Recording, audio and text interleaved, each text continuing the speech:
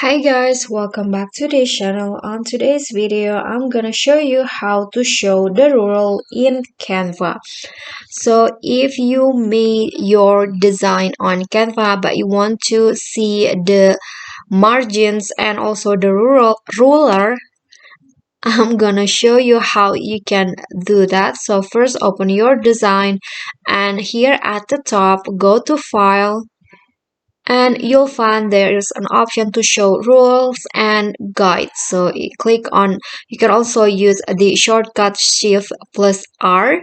So for example, shift plus R, and the ruler will be shown in here. And if you want to show the margins, you can also just click on show margins here so that your editing will become easier. And to hide it, you can also just click on the option again and it will be disappear.